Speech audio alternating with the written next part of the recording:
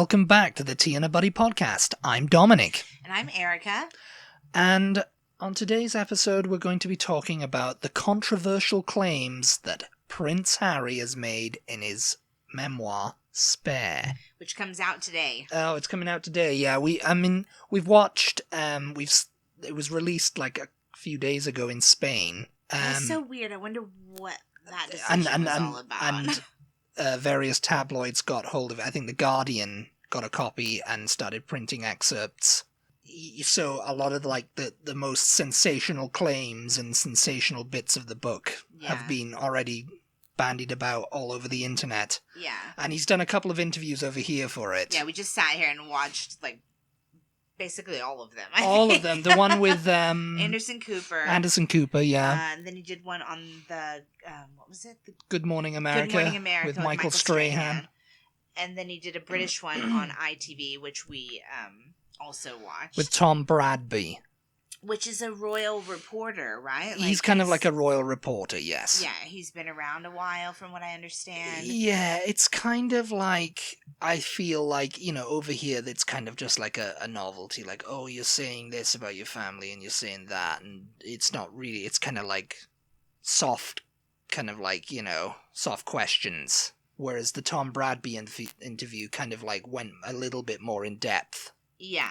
Yeah, he did. He seemed to ask a lot more thoughtful questions. Thoughtful questions. Instead of just sort of the generic. He's a royal reporter. He's known Harry for 20 years. I think he gave William and Kate their first interview after they announced their engagement. I think so, yeah. Yeah. I think he's kind of on side with them. We'll get Tom Bradby, Yeah, but he's also the same guy who famously asked Meghan, "How are you doing?" And she said, "Thank you for asking. Nobody's asked that."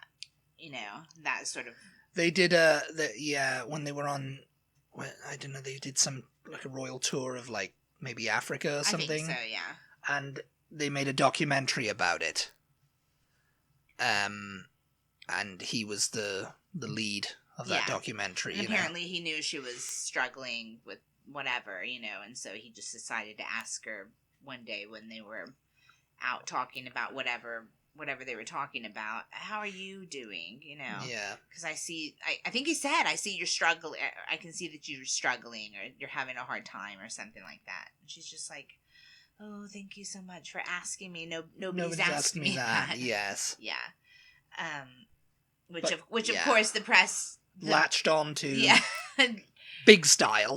Yeah, and that sort of went... Absolutely big style. Went viral. But yeah, let's talk about some of the revelations that have come out of this book. Well, there's a lot of revelations. I mean, there's a big one, and then there's several ones that, that have been I mean... rattled the jewelry of the establishment, shall we say. I mean, you say a big one, but...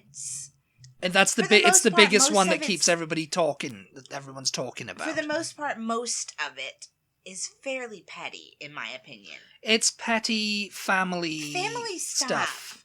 It's just petty family stuff, yeah. Yeah, and it's to sell a book. It's stuff that we didn't really need to know about. We didn't really care about either, really. It's their personal, squabbles, you know what I mean? I don't know. I mean, it's interesting. It's juicy. It's gonna sell millions of copies, I'm sure. We bought one for my mom for Christmas. Yeah. Which we'll be reading possibly before her, I would imagine. So we'll let you know what else there is in it. But, I mean, a lot of it is, directed at William. Yeah. There's a sibling rivalry there. I think that was the Harry is stoking. I think that was the first maybe surprising part, because I think that there was a lot of feeling that, because in the Oprah interview, didn't he say something about Charles and that they weren't speaking? He didn't really talk about William that much. So I think that gave everybody... No, I mean, the Oprah interview was mostly about Meghan. It was mainly, it was Meghan. Yeah. It was he came out at the end. But I think what he mentioned sort of gave everybody the feeling that the problems between him and his family were between him and Charles, when in reality, it seems like it's all mostly him and William. Him and William, usually. Because, I mean, yeah, he talks about how, oh, Charles, he wasn't really a great single parent. Yeah. But he was, he loves him and, Yeah, he did the best he could. He did the best he could, being an heir to the throne and everything, Yeah. And having everyone, help him out, the establishment. But yes, no, it was mostly about William, his kind of, it's a crusade against the British tabloid press. Yes. The Harry's crusade, he wants now, to shut them down, basically. He wants to shut the press down, or at least shut the press off from his family. He wants his family back. Yeah, he's not going about it very well. He wants his brother and father back, and everyone else. Yeah. He wants them back, and but he wants them free of press intrusion and press influence. Yeah. The dragons. I found in some of the interviews that we listened to, particularly the ITV one, that he was talking in circles a lot of the time. When he was asked a difficult question. Well, no. I mean, yes, because there was slightly, on the ones that we saw, there wasn't really too much. It was just, oh, you said this, and he'd go, yes, I said this, and then, oh, and you said and that. Sort of elaborate on the story, and then that was it. Yeah. No, I found the talking in circles bit to be that he had a lot of blame against the British tabloid press for basically all his unhappiness in his life. They ruined my life. They ruined his life. Yeah. But then he goes on to say that basically all the headlines that come out in the tabloid press are fed to the press by the royal family themselves. The royal family leaks all of these headlines that we see at, in line at the grocery store. It's come from the royal family. So whether it's true things or whether they've made something up, yes, just to give the press something to keep them happy, it's all come from them. Yeah. So it's like, okay, so are you mad at the press or are you really mad at your family? Because I love my family. Yeah, and I want my family back. I want my family back. I want my family back. He's going about it a very interesting way. Because they have apparently, William, he hasn't spoken to William in months, Charles in about a year, apparently. I mean, he didn't give those exact thing, but he hasn't spoken to them recently. He made it sound like the only thing that William really said to him at the Queen's funeral was, well, at least we know the way. When they're kind of we had a joke about it. Yeah, he said, yeah. I mean, they must have talked, but they just didn't talk. You know what I mean? No, I think... It was just surface stuff. Yeah, because it was like a claim of, like they butted heads at the Duke of Edinburgh's funeral. Yeah, I haven't seen any mention of when he went back there in between... Prince Philip dying and the Queen dying. He went back to Britain for that Princess Diana statue reveal. That must have just been And it was just him and William. And in any of these interviews... He's never going to reveal the contents of that conversation. It's a private thing. I'm not going to talk about that, any of the excerpts that have come out, nothing has mentioned that. And that was just the two of them. I cannot see how they couldn't have talked then, Yeah. So I don't know, but I just find that interesting. I wonder if there's anything in the book, but yeah. So talk about some of the things that are in the book. Well, some of the things that are in the book, the controversial claims are like William did not like having Harry at Eton. Oh yeah. And it's like, you don't know me, Harold, and I don't know you, is what Harry claims William said to him as he was about to start school at Eton College. First of all, Harry's name is Henry. I don't understand why he calls him Harold. Harold, yes. Everybody started calling him Harold now. The ones who don't like Harry. It's just like Harold. Harold, like Harold, the Great. What? Yeah, there was Harold the Great. There was a king. There was Harold the First or something. There was a king. There was no Harold the Great. There was Harold. There was Harold, wasn't there? There was a King Harold. Someone out there will King Harold. vindicate me on that one. Harry says his brother explained to him that during his first 2 years there, Eton had been a sanctuary. So from him, meaning? From him, from everything. He was allowed to be just another rich boy. Not the heir to Charles's throne, That was without the burden of a little brother who would bother him with questions or stick his nose in his social circle, Harry says. Yeah, and he said, it was very hurtful. He told William not to worry. He claims to have said to his brother, I will forget I know you. Yeah, I mean... Okay, Willie. Willie is what he's calling him throughout the book. Harry Willie. calls him Willie, apparently. Harold and Willie. Big Willie style.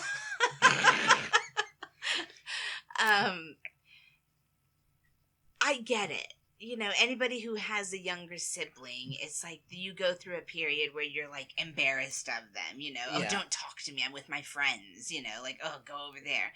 I think maybe it's a little surprising to us who don't know them personally, because in public they always looked and seemed and put across that they were these really close brothers, Yeah. So you think, they were each other's best friend, but they weren't, and that's the same way with, I would say, most kids. They were on different paths. Well, I see them now as Elizabeth and Margaret. If you watch The Crown, it's kind of like there's that kind of parallel there. Yeah. And it's kind of like it's the same with what I think we were just watching an episode with your mother, actually, when they were talking about Princess Margaret, and she wanted a bigger role in the family, and she wanted to do this, and which is what Harry seems to be kind of coming, if there's something on the table, if they want us to do anything, then yes, we'll be open to it. Yeah. And it seems like I'm desperate for a job, that I can write off to the taxpayer, Yeah. And I want to come back, but I can't do that now because I know how it's going to look, and they're being silent and they don't talk to me and all this kind of stuff. Yeah. With Princess Margaret, she wanted more to do, being the spare, And so she didn't get it. And she wanted more to do so that she could get the praise and the glory and the attention from doing it. I don't know that Harry necessarily wants that. You think I think there's some sort of like ambition in there with him. Yeah. Especially, with some of the claims he's made. It's like everybody's kind of like taken he's boasting sometimes. And, he's got an inflated sense of self-importance. Yeah. There was a clip in the Anderson Cooper interview where at the beginning he's reading an excerpt where Harry is talking. Basically, I think he's implying that Prince William lost his hair because of the stress of the press. Everything's to do with the press.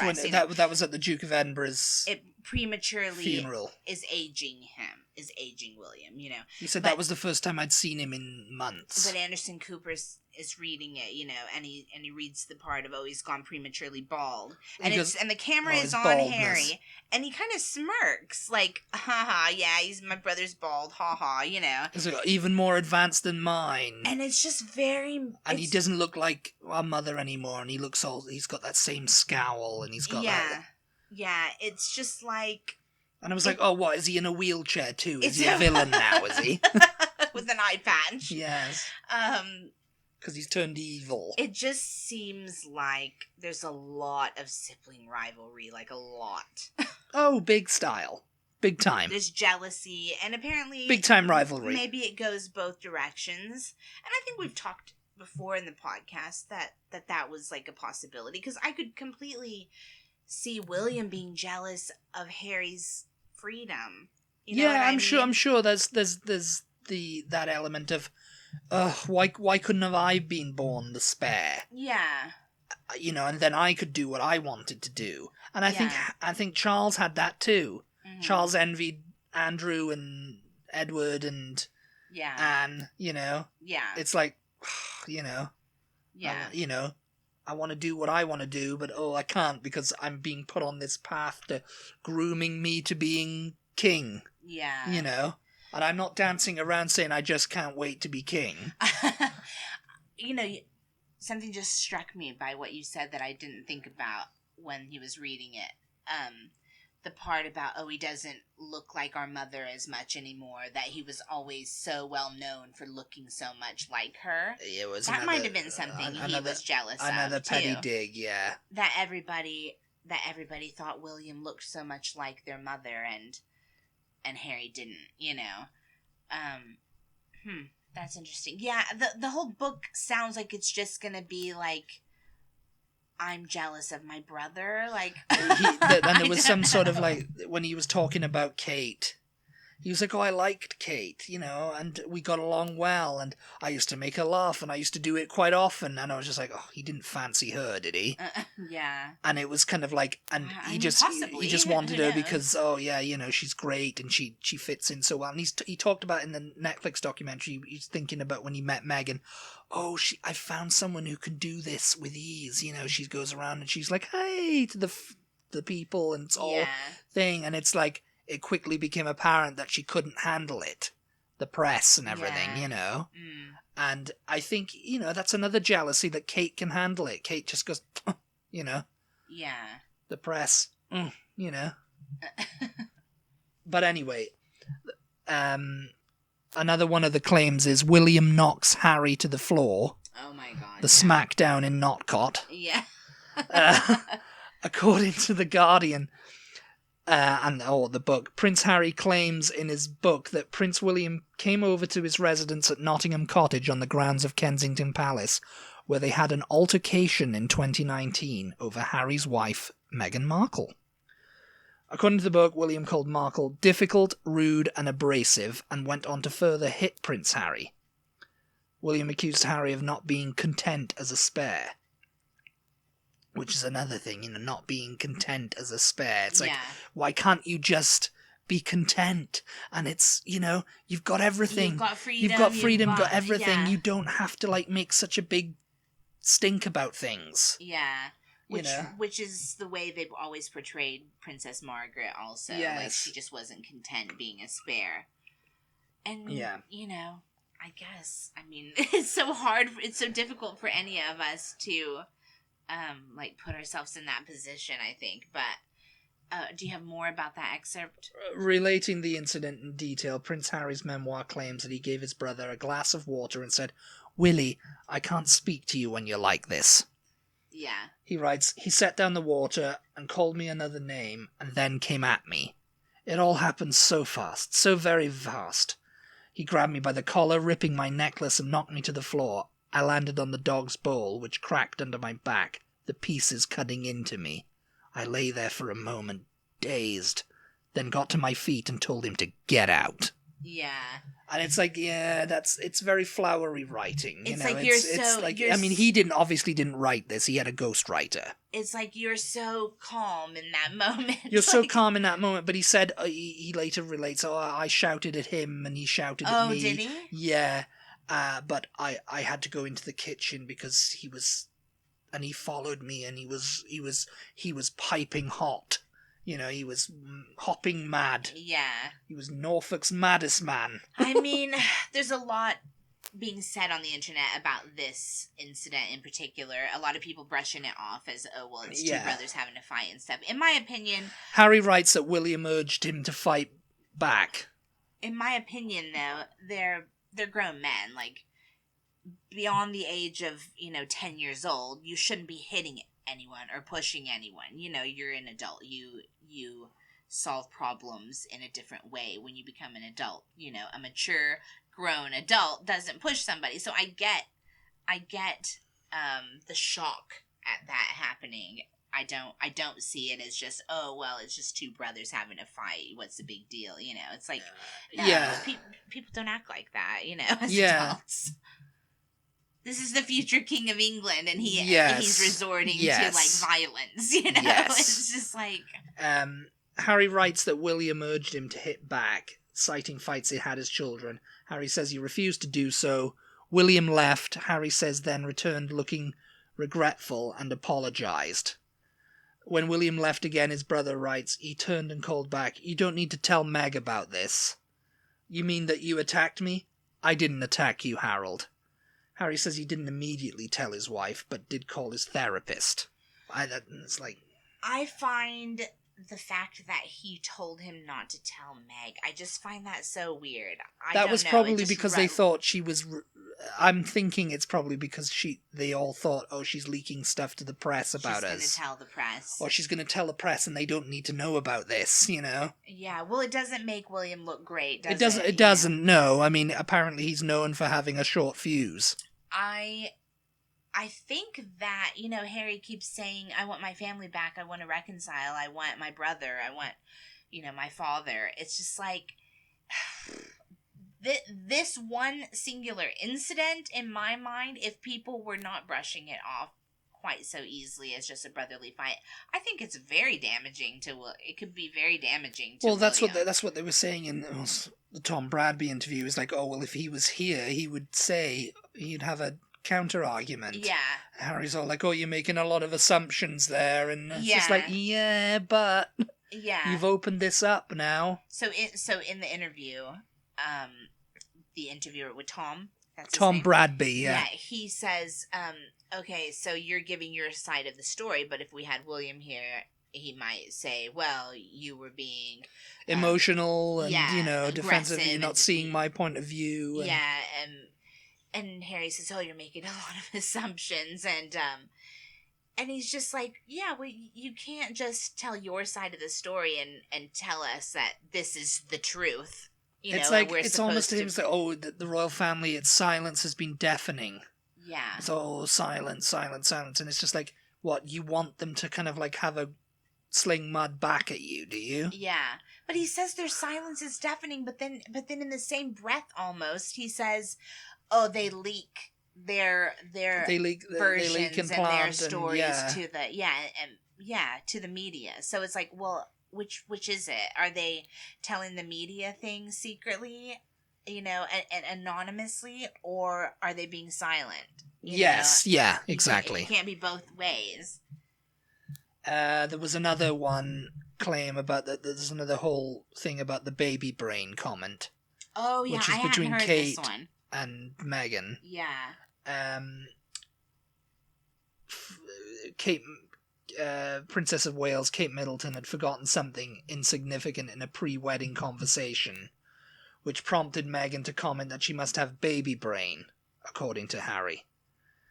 Kate, who'd given birth to her and Prince William's third child, Prince Louis, on April 23rd, 2018, just weeks before Harry and Meghan's planned nuptials, was said to later reveal that she didn't appreciate the baby brain remark.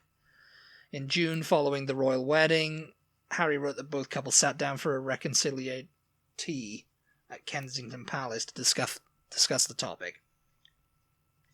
You talked about my hormones, Kate allegedly said of the comment. We are not close enough for you to talk about my hormones. The offence was so evidently great that Kate was allegedly gripping the upholstered side of her chair so intensely that her fingers went white, according to Harry. Harry described his wife as looking perplexed about the reaction, as Meghan said the words simply reflected the way she would speak to her own friends. But Kate wasn't the only one offended. Harry recalled that William lashed out about the perceived slight, pointing a finger at Meghan and calling the remark rude. And Meghan apparently responded, "Take your finger out of my face. Please take your finger out of my face." Yeah, Yeah. And, it was just an awkward kind of like reconciliatory tea, Yeah. I don't know. I mean, it's petty, isn't it? It's petty. It's petty arguments, and it's like people were like, oh, she and said I read people going, "Baby brain." Like, this is kind of like you weren't there, What do you mean? Harry wasn't there at this kind of like when she said it. Oh, it was something. It was apparently something to do with the Princess Charlotte. Yeah, they were on they were trying on dresses for Princess Charlotte, and she apparently broke down in tears because she'd forgotten something. Kate had forgotten something, and Meghan goes, "Oh, you must have baby brain or something." Yeah. And that annoyed Kate. Yeah. Because it's so like, she must not have said anything at the time, or she didn't say anything at the time until later on. Oh no, that must have been the incident where she made She made Kate cry. She made Meghan cry. Or Meghan cry. Yes, I think that's... there you go. Kate broke down in tears, though, so she did cry. No, it was Charlotte. Oh, okay. Yeah, I'm not sure. I'm so confused. But yeah, it is confusing. I mean, you have to read the book. Because it gives more context, obviously.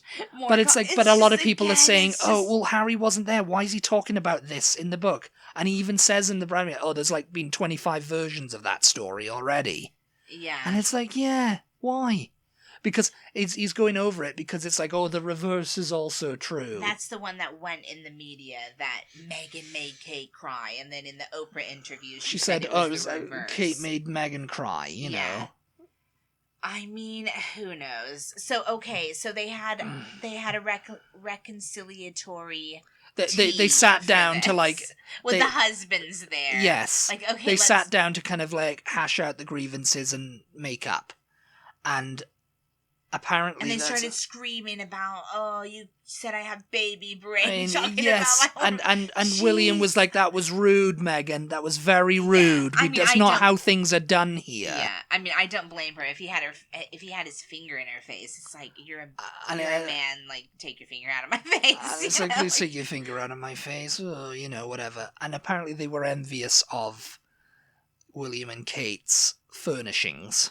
This was another weird thing that he'd said. He says, oh, they had wooden bookshelves and priceless art, whereas me and Meghan had to get our stuff off IKEA and sofa.com using Meghan's credit card.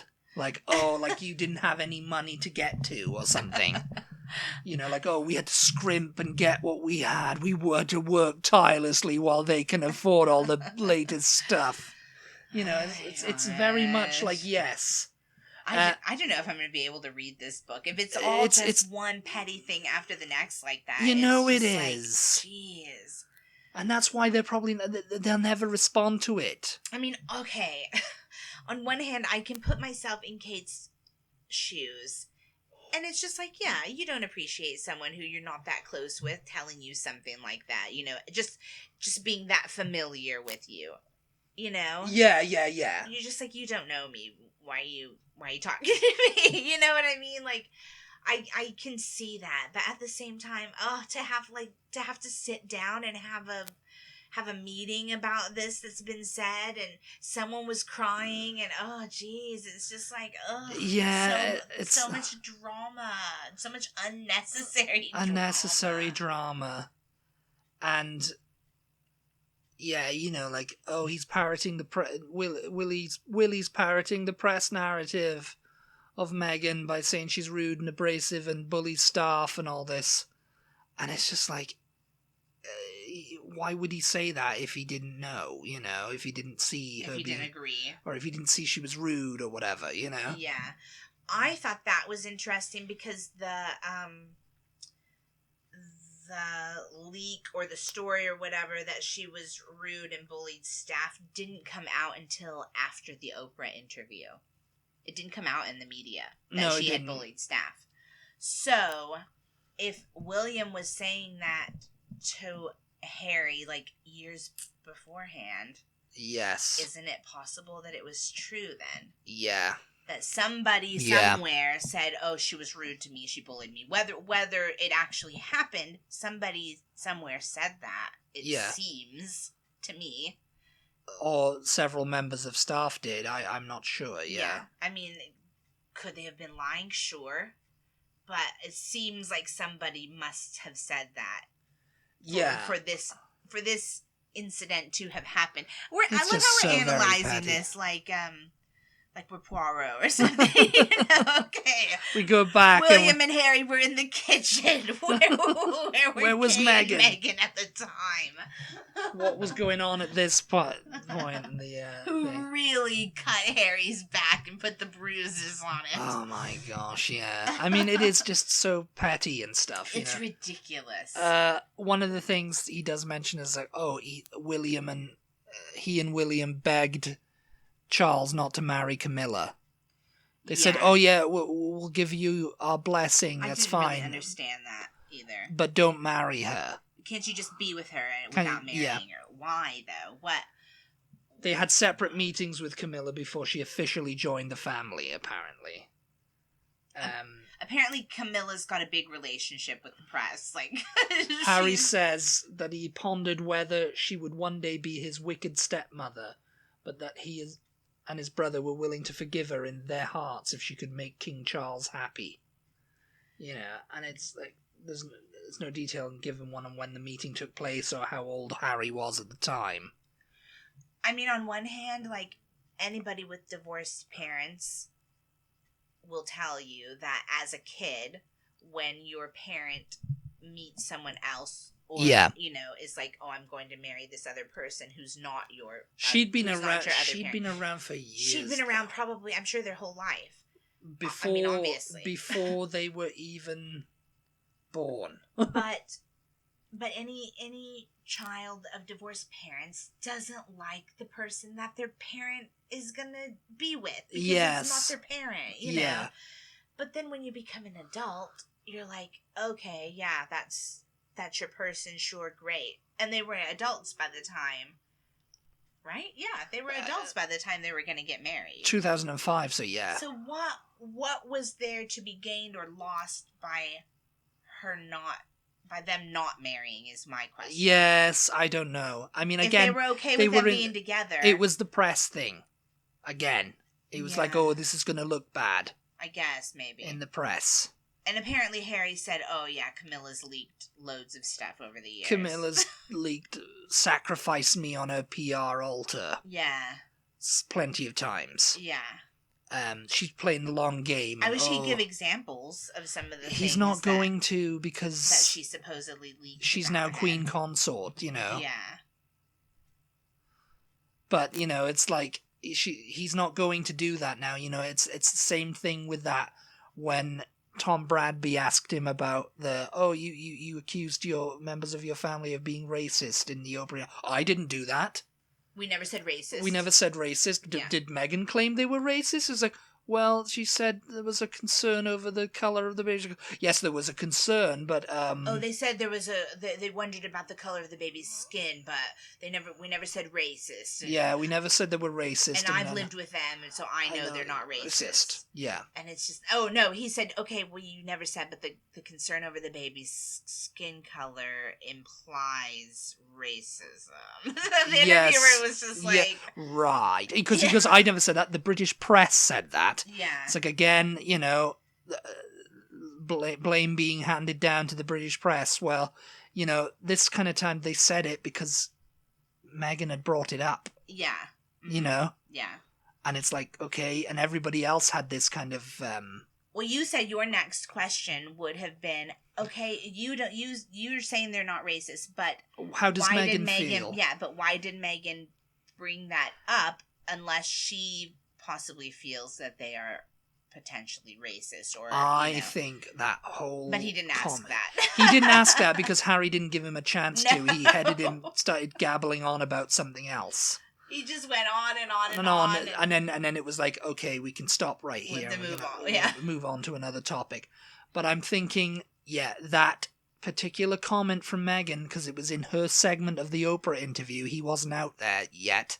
Oh, I think he was. No, he came out and she asked him about it, and that's when he says, I'm never going to reveal that about that conversation. Yeah. So I have a feeling that was a fight between Harry and Meghan. You know, it's like, why did you say that to Oprah? Why would you even say that? You know? Yeah. It's like, oh, because it happened. It's like, yeah, but they're just doddery old white fools. He was going on about... They don't really mean anything by it. There's a difference between unconscious bias and being an actual racist. Yeah. And it's like, people don't make that distinction between unconscious bias and racism. No, I mean, not generally, no. Like, the people that just go, well, that's racist.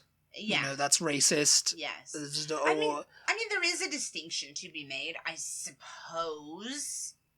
There is yes, because, you know, someone can make a silly comment and it's like, oh, that was a bit inappropriate, or don't say that again. But they're not actually racist, like... Yes, no, they're not like they actively distrust And I suppose that's... an ethnic group or anything, that all goes along with the being white privileged and all of that. Well, yes, and Harry was showing it very much as, having grown up in that family, no. That's not what was... That was unconscious bias. And it was kind of like he was... I figured they were kind of confirming it. It was that lady Susan Hussey that said it. Oh, you said that he mentioned... Yeah, so there was a story a few months back. I think we mentioned it in a previous podcast. Where lady Susan Hussey made some remarks to a charity boss, Ngozi Fulani, who was born in the UK. She's British. Yeah. But because she was black, she kept asking her where she was really from. And she goes, I'm from here, I'm from Britain, And she's like, no, where are you really from? No. And then she'll go, where are your parents from, or whatever. Because she's Prince William's godmother. Okay, yeah. She was a lady-in-waiting to Queen Elizabeth. Yes. And I think she transitioned to being a lady-in-waiting for Queen Camilla. Yes. And it sounds so weird to say Queen Camilla.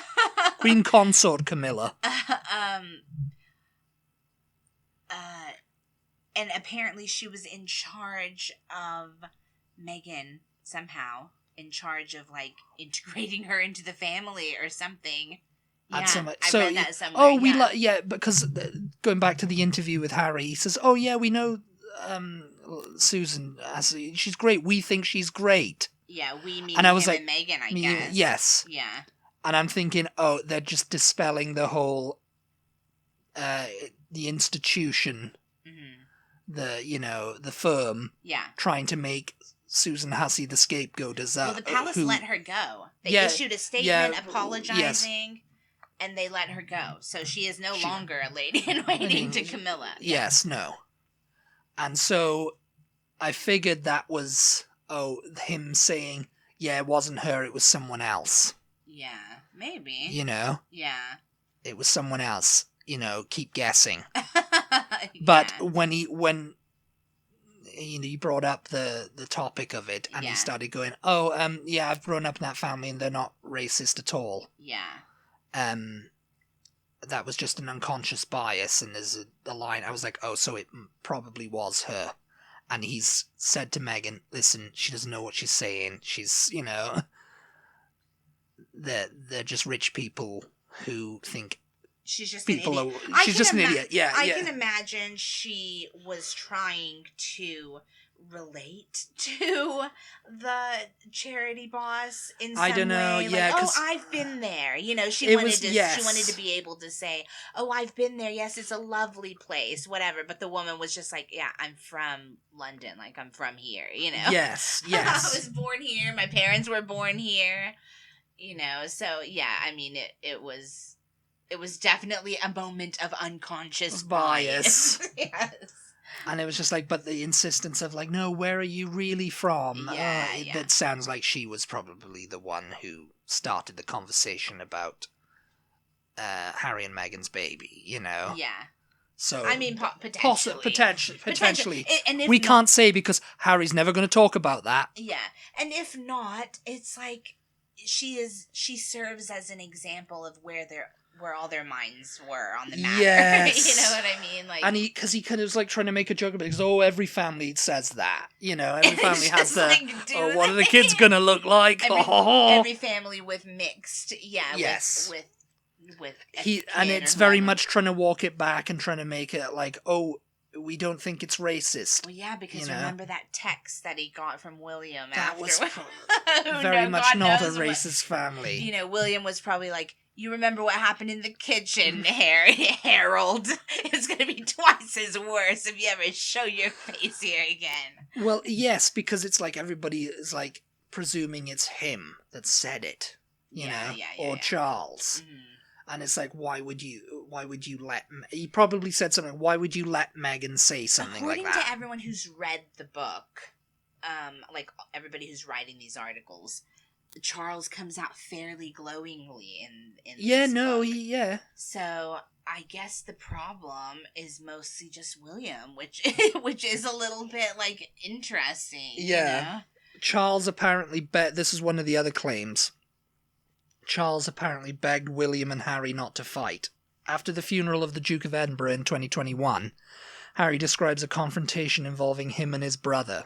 Harry says that Charles stood between him and William and told them, "Please, boys, don't make my final years a misery." That's so sad. Don't make my final years a misery. Don't make... Bloody pens. That's sad. Pens are going to do that to me. That's sad, yeah. Because, I mean, no parent wants to see their kids not getting along, you know? Well, no, and it's just kind of like, just get along. Yeah. You know, what's the matter with you? Yeah. You know? Mm. But yes, I mean, there's also another claim from Harry that William and Kate encouraged him to do the Nazi costume. Oh, I think that was fairly damaging, too. It's fairly damaging, yes. And they laughed when Harry returned home dressed in a Nazi uniform before a fancy dress. That was in 2005. Okay. Yeah. Yeah. So apparently, well, not apparently, in 2005, if you guys follow the royal family, you already know this. Harry went to a costume party dressed as a Nazi. It was huge, headlines everywhere. There were pictures. I think there's video. It was a big deal because it's just like, okay, a lot of people know that the royal family are German in the first place. Yes. Like, it was very bad taste, you know. But apparently in his book, he has come out and said that William and Kate both knew about the costume ahead of time, thought it was funny, and encouraged him to he had a pilot's uniform and a Nazi outfit to choose from for this thing. So I called Will and Kate and asked them what they thought. Nazi uniform, they said. I rented it along with a ridiculous mustache and returned home. Willie and Kate were laughing. It was even worse than Willie's leotard costume, much more ridiculous. Harry was 20 when The Sun published a front-page photo of him dressed in the uniform at a costume party with a native and colonial theme. Yeah, they said it was extremely bad taste. Yeah, I did see that apparently at the time, because William was at the party as well, that William also took responsibility at the time. That he took responsibility and also apologized. Actually, a former royal aide said there was never any... and this is an unnamed former royal aide. Of course. So this could be a plant, this could be a palace-fed story, you know, unnamed source. Yeah. Source close to the royals said that, we were told about this, to deal with it at the time, and there was never any mention of William and Kate being involved in it or laughing at it. Yeah. This was just Harry's silly idea, But after it came out, immediately it was under scrutiny, and apparently William... Another friend called it a load of crap. Apparently William made a statement at the time of taking responsibility and yes, partial responsibility and apologizing. Because he was at the party too. Because he was at the party with him, and he should have, being the big older brother and the heir to the throne, should have told him, no, you just turn around and go back home and change that costume. Yes. So of course he had to apologize as well. So I think it's a little bit crappy if William's already accepted some responsibility and apologized to now come back out with, oh yeah, they thought it was hilarious. They encouraged me to wear it, because it's dredging it up again, and I mean, it makes them look terrible, doesn't it? Yes. It's just like, I mean, they were all young. And God knows, anybody who's been young knows that you're just an idiot until you're about 30 years old. So it's just like, all right, bad taste, very... Yeah, and there's a lot of people, a couple of people who've come out and said, in response to Harry's resentment at not giving the best man speech at William's wedding reception, a friend of the brother said, Harry didn't want to be the best man. He kept saying for months it should be Thomas and James because they were William's best mates. Oh, yeah. So it's like, they're calling into question, it's like, this stuff of like Harry's resentment at this and Harry's resentment at that. It's like, he didn't want to do that anyway. Yeah. So why is he getting wound up about it now that he wasn't doing it or whatever, Yeah. So with all this coming out and the book being released and the interviews and everything, the Sunday Times royal editor Roy Nika reported that Harry had been written out of the script of his father's upcoming coronation in May 2023, adding that he would not be omitted from the procession, but there would be no official role for him in the service. Yeah, I saw that. Yeah, so he's... Because, I was saying, is that what's it going to be, the coronation? I said, there's going to be a procession, and they're going to be part of it, Yeah. William and Kate will be there, and... I mean, like I said, he's telling his truth, but how he thinks that there can be reconciliation after this, I don't know. I mean, it's all personal stuff. It's all stuff that the general public doesn't really care about, It's all personal kind of like stuff that's, it's family. But some of it is quite damaging to William. Yeah. I mean, do you think that it will cause a big enough stink to make enough people not like... I mean, the monarchy is hanging by a thread anyway. Yes. Do you think that this book has the potential to bring it down? If it does, then Harry will be livid with himself. Yeah, because that Tom, the ITV interviewer, asked him, like, do you want to see an end to the monarchy? Do you still believe in the monarchy? And he said, yeah, I still believe in the monarchy. Because you were saying when we were watching it, all these arguments he's making are basically arguments to get rid of the monarchy. Yes, they're just fueling the Republican fire. Yeah, because he was saying, what did he brought up, if fueling Republican sentiment, yeah. If the kinds of things happen with the press that happened in Britain over here in the States, because he was giving the interview from his California home, I'm assuming. If they happened over here in the States, the president and the vice president would be up there and they would just be calling it out and this can't happen and they'd be passing stuff against it and da-da-da. And Dominic looks at me and goes, so he basically is making the argument for a republic then. Like, he's making an argument for the republic because, the president is a political figure. Yeah. And also the head of state. Mm-hmm. So it's like, what do you want? They're separate in the UK, separation of church and state, as you like to say, over here, because, I mean, he's the head of the church too now. The king. The king, yeah. Yeah, so, and he's head of state too, you know. Yes. So it's kind of like, it's synergy that works between the UK government and the royal family. The royal family cannot be political. The issue of the freedom of the press is a political issue. Yes. So I don't see how Harry thinks that the monarchy, that the king, that anybody in the palace can come out against the press. They can't. They can't do it. It's a political issue. Because it's like, I don't know what he's wanting with them. It's like, do you want a mandate from the UK government that they cannot talk about the British monarchy in an unflattering terms, or they can't, But it's like, then you're like, no, I don't want them to talk about us at all. At all, yeah. And because it's like, if they don't talk about them at all, what are you going to do then?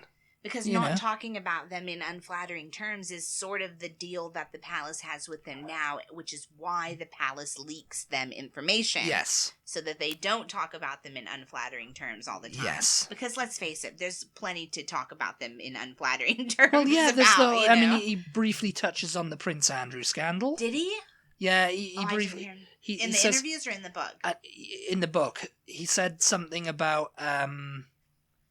I can't see why I'm being made a scapegoat when, why I'm being made to like relinquish my titles and everything like that, and my uncle, who's embroiled in a shameful scandal, and did he? Something in a shameful scandal hasn't had his role reduced.